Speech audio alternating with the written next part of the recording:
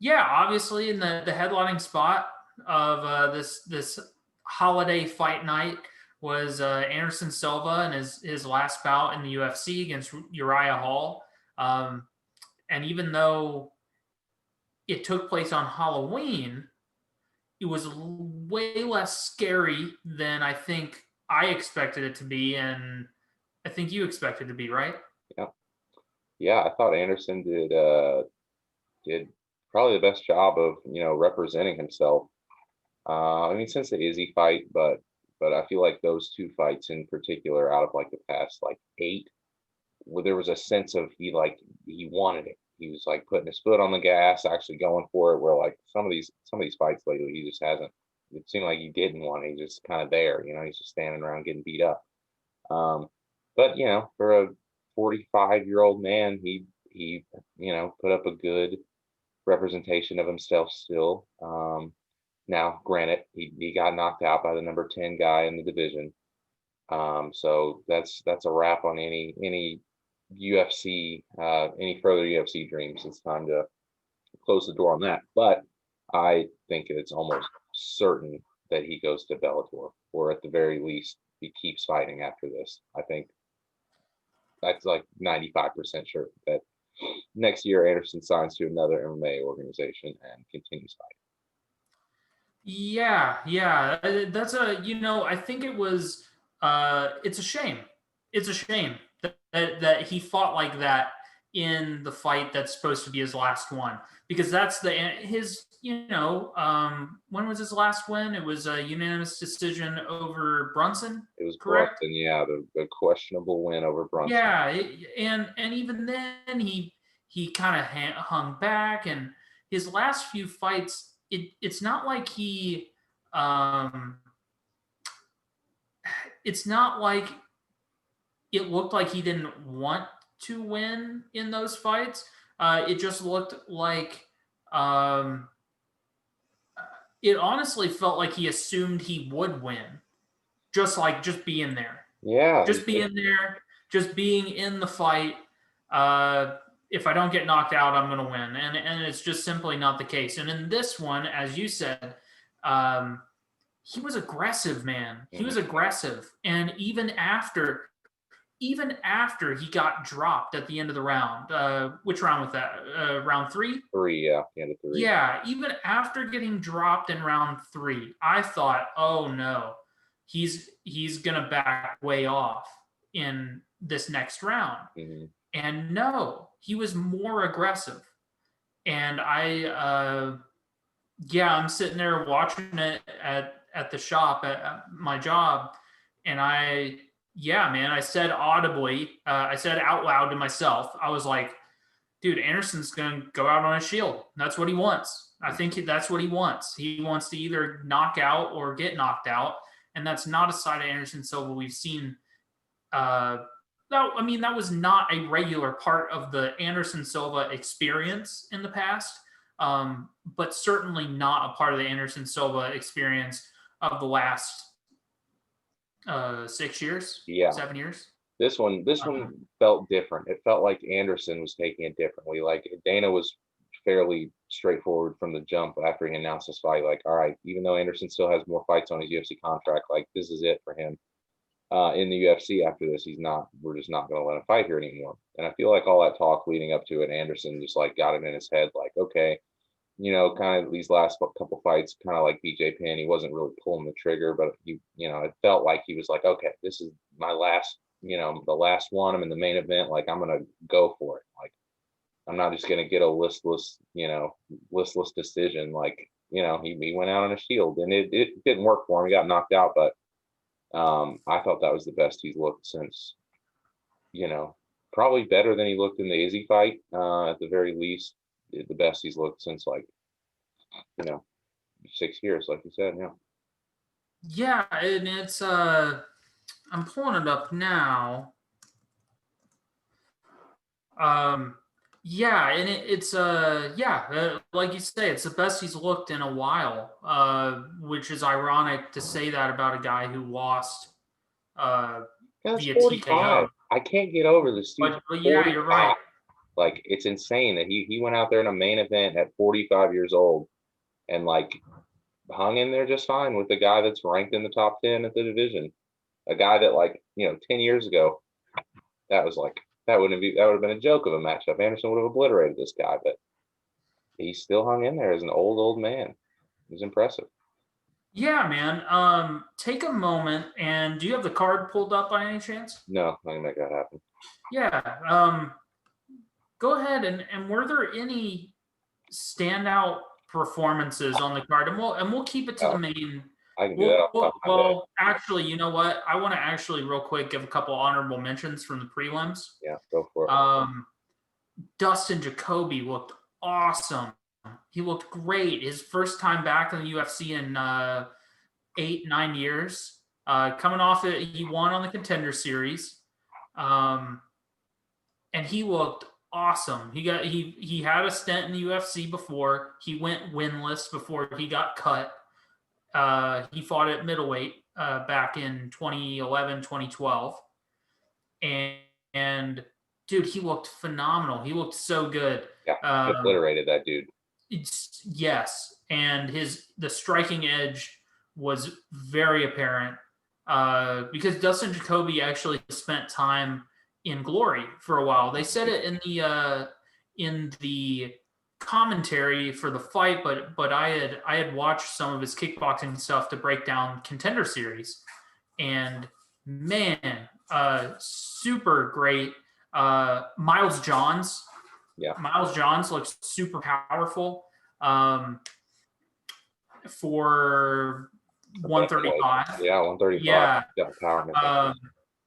And then Sean Strickland. Sean Strickland looked awesome. His first fight since 2018. He got in a motorcycle accident, hurt his knee, which sidelined him for a while. But dude, he looked great. His striking looked transformed. Yeah. Well, this is perfect because the two that I'm going to shout out, you didn't cover those, so it's great. First up, Hernandez, Alexander Hernandez. Now, no secret here. Oh, yeah. I don't like that guy. Haven't liked him since before the Cowboy fight, right? Dude talks a gang of shit, and he couldn't back it up. At this point, I feel like we've seen him get beat up enough that he's paid the price for his flagrant and excessive shit talking, and it's fine. I'm ready to get him back on track. So he went out there, obliterated the guy, looked great. He immediately started running his mouth off again. It's fine. If you're backing it up, that's fine. You can do it. But he looked great. He looked really good. Big win.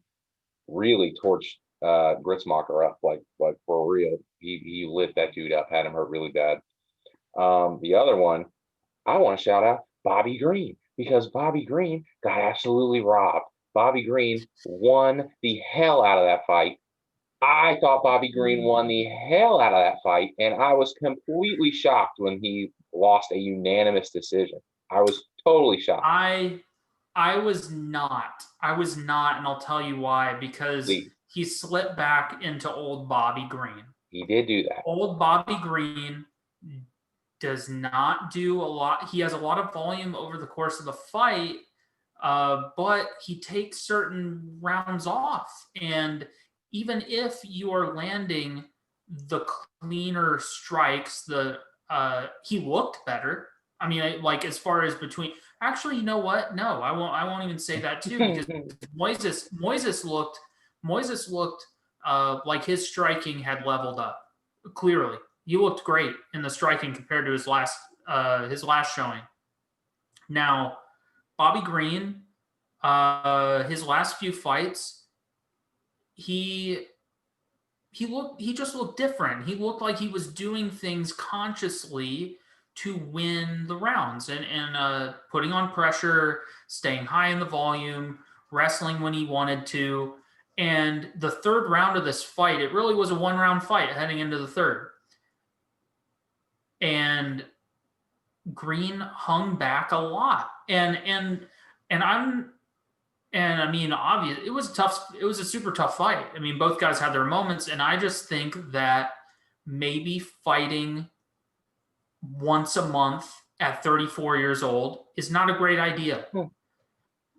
Yeah, I probably. how much? Yeah, I mean, you're not. I mean, it's not. It actually. Now I'm thinking about it. Is it literally once a month? Has it been? Essentially, yes. That would have been his. Essentially, okay. Yeah, yeah, Yeah. So I mean, I just don't.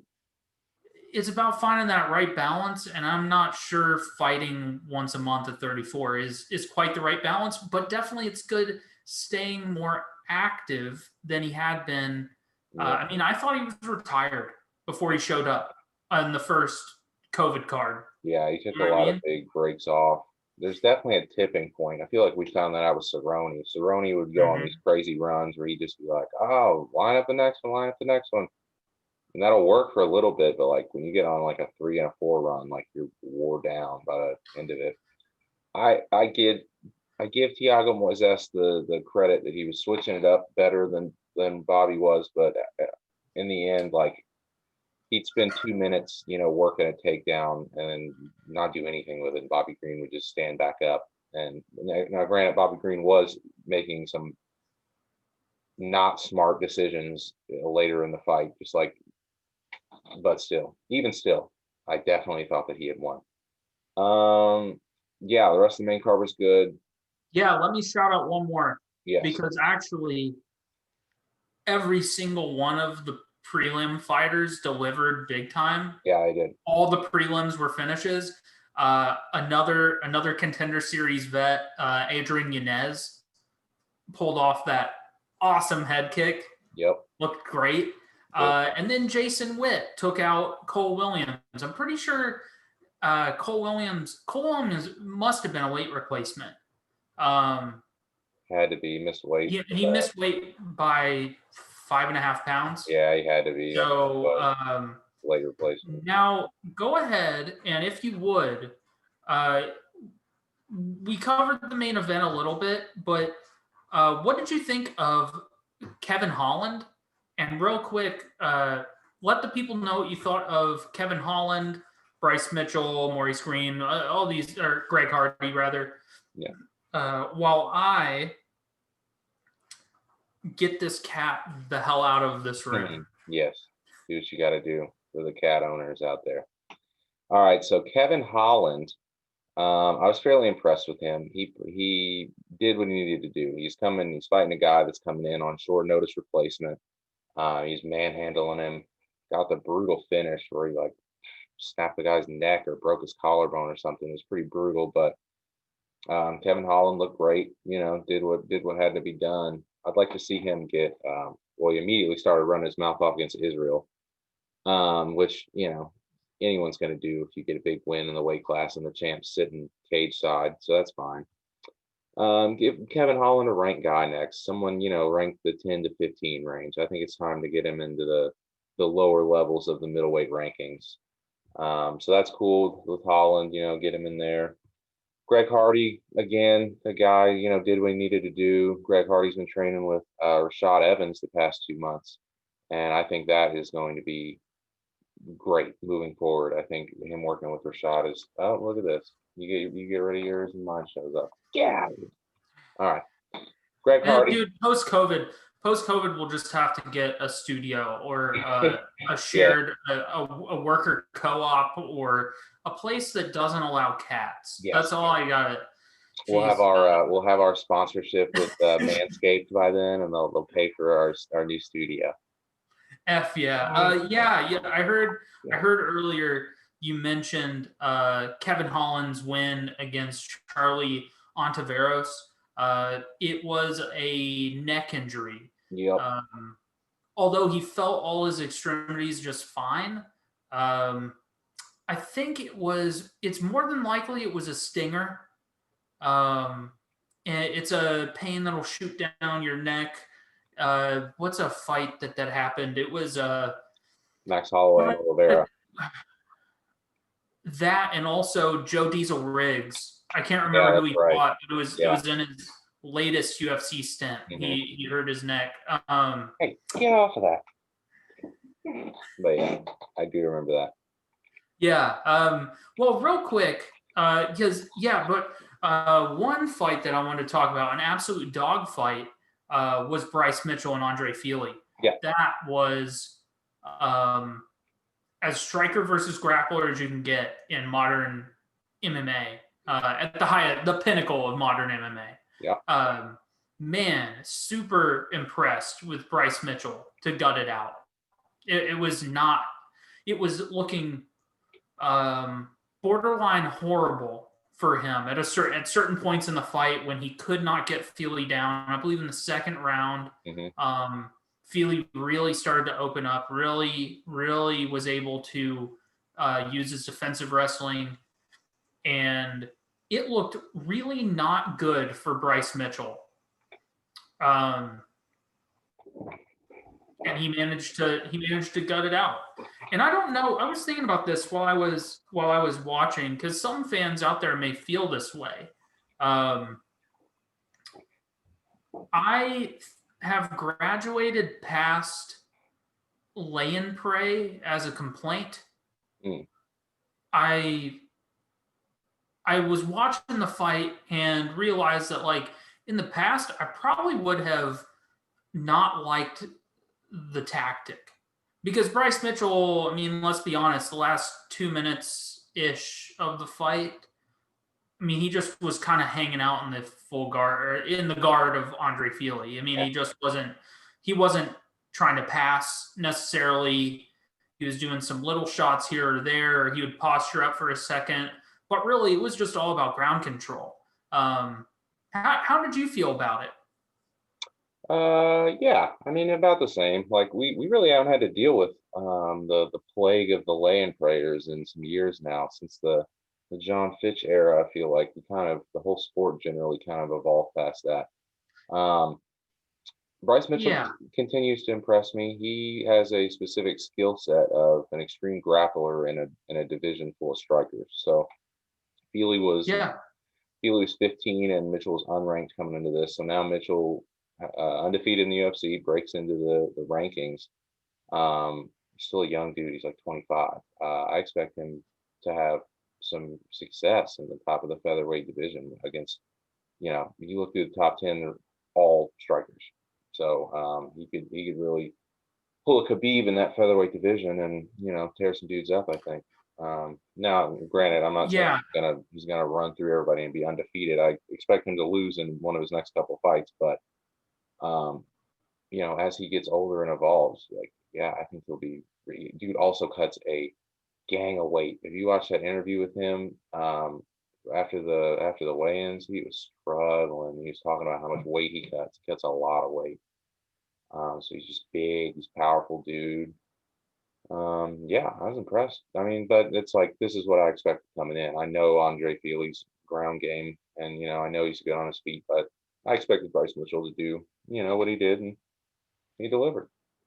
Yeah, and then, thinking about it further, I think that probably what it is that I know that is not the entirety, like the last 2 minutes of the fight is not the entirety of Bryce Mitchell's game.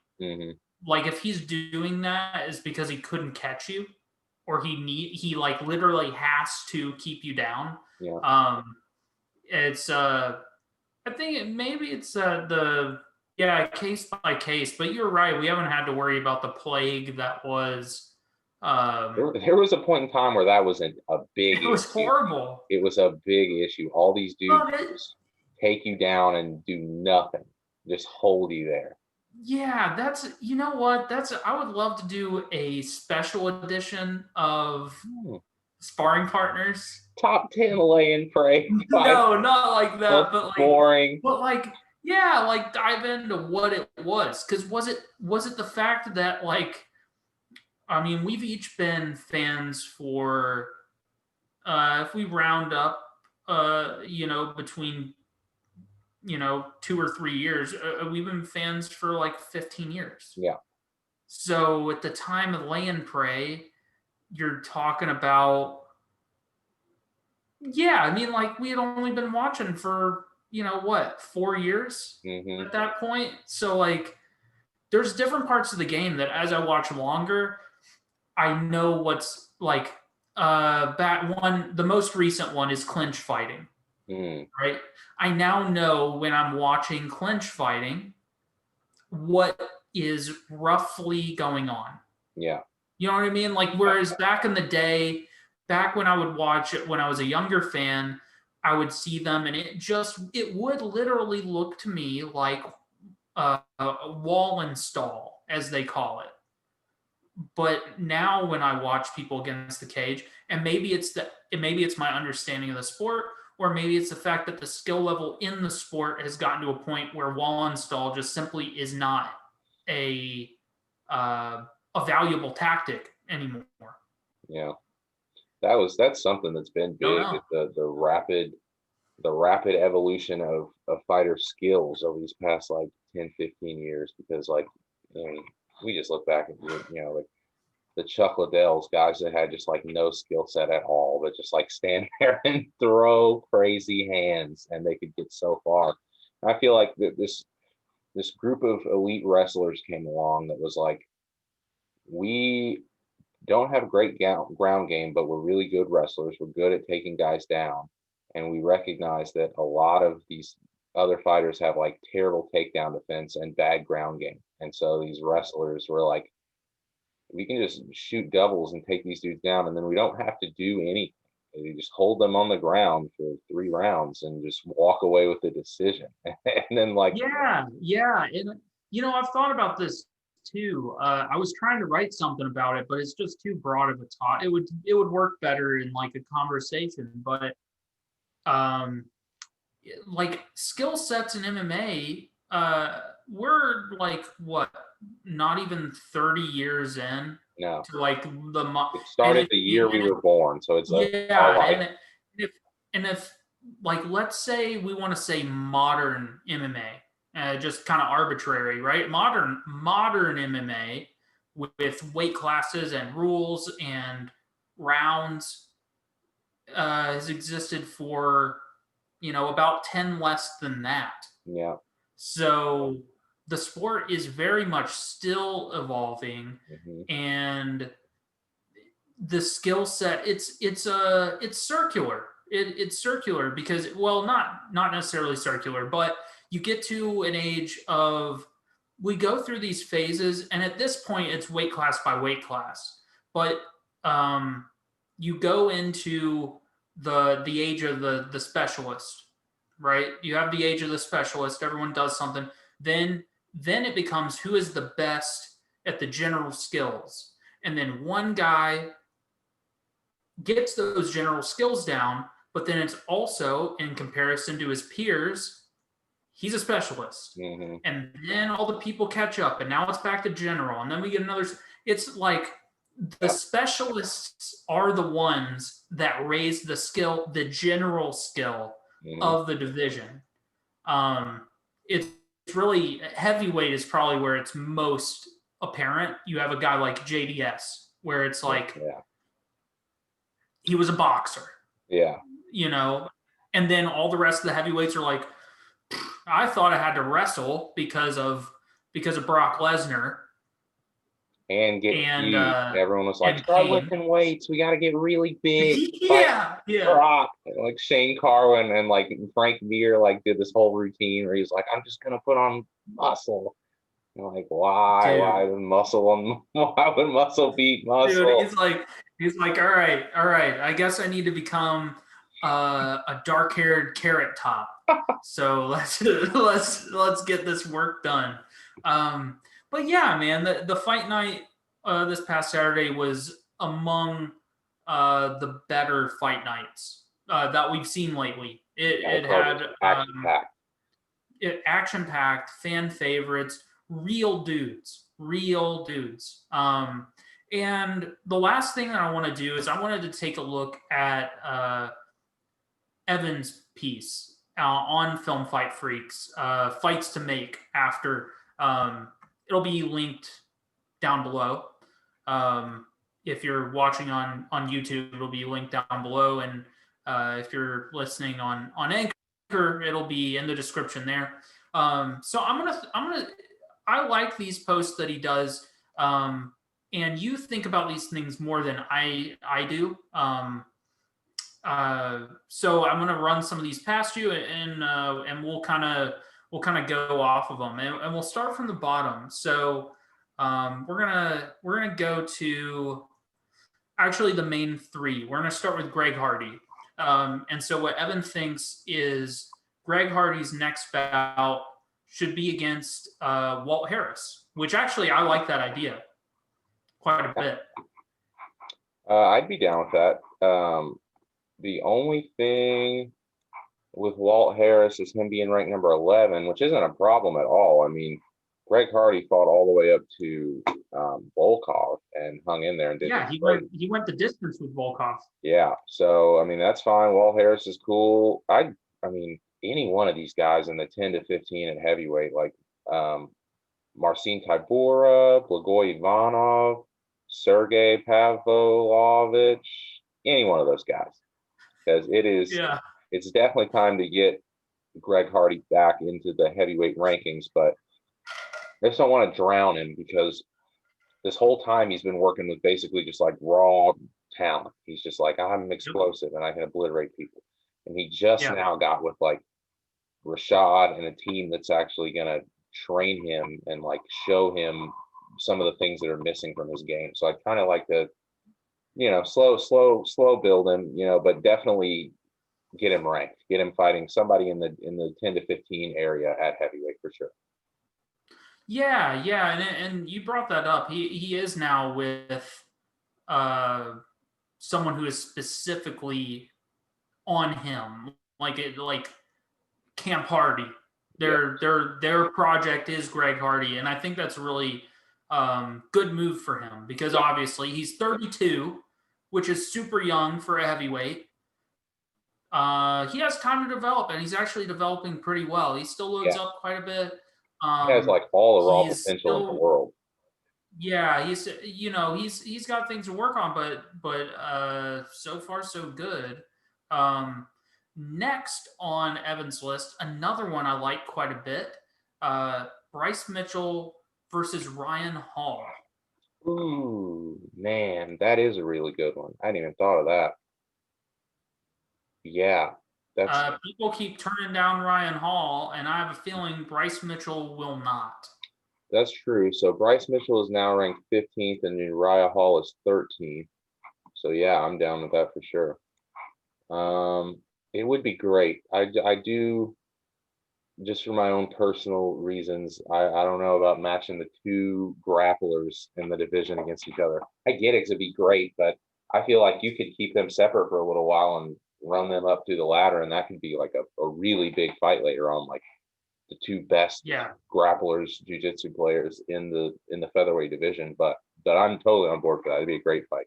If not that, then like I mean, good Lord, Edson Barboza is ranked 14th at featherweight, which is like crazy. That's insane to me. But like a Barboza fight, Dan Ige, Shane Burgos, any one of these guys.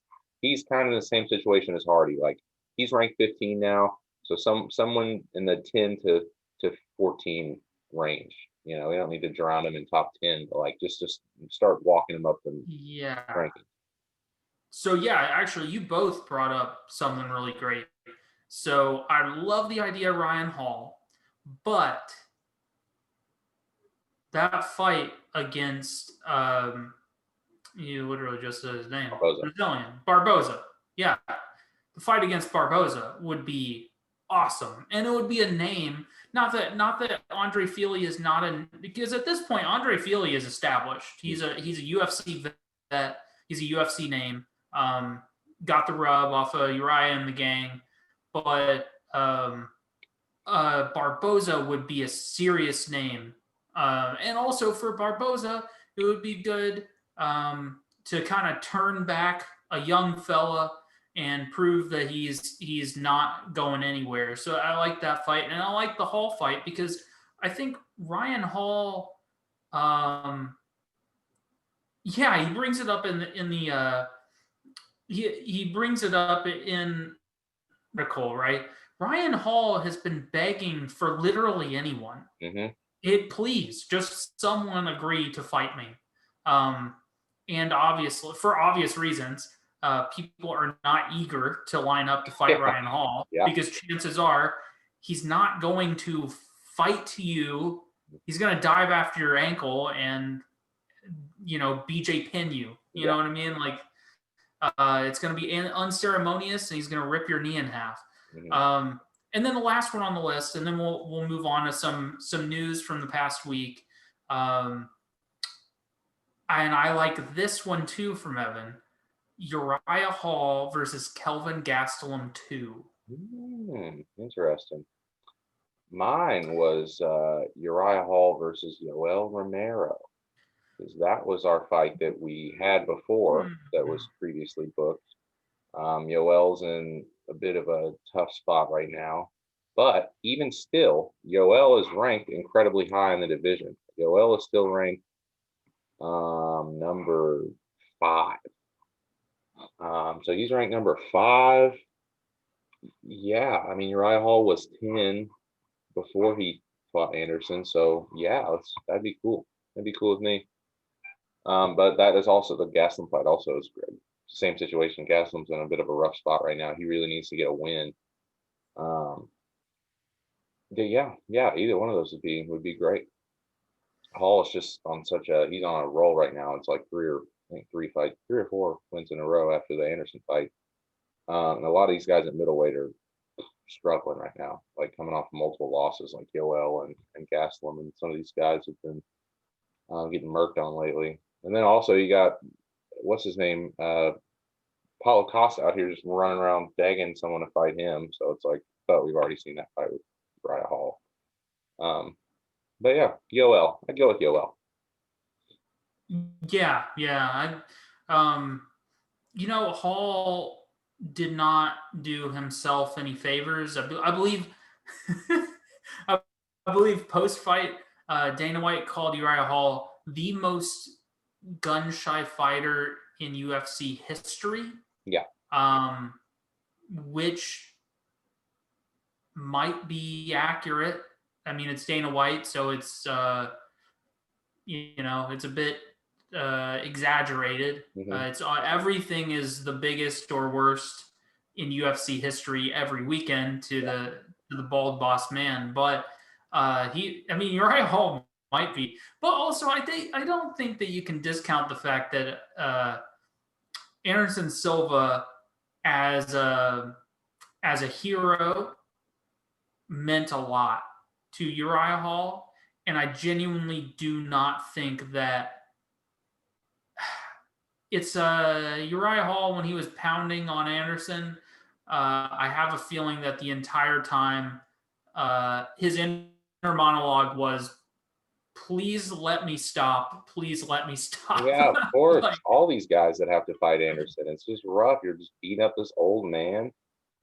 And the only reason I'll disagree with I mean, he still may be the most gun shy, but the only reason I would dispute it is because he's hit and miss. Like Uriah Hall will have hits. He'll have like these crazy fights, like the first Musasi fight, or like some of these fights where like he'll get an insane, crazy knockout. He'll look great. He'll look super turned on and like really, really in it. But then, yeah, there's times, he just doesn't throw anything and he's kind of not there and out of it. Kind of the same situation with Cerrone. Like Cerrone will have times where he'll show up and he's like locked in and he's murking dudes and looking really great. But then other times he's just kind of not there. So yeah, that's another guy where he talked extensively in the post fight interviews about his mindset, and he also recently switched camps.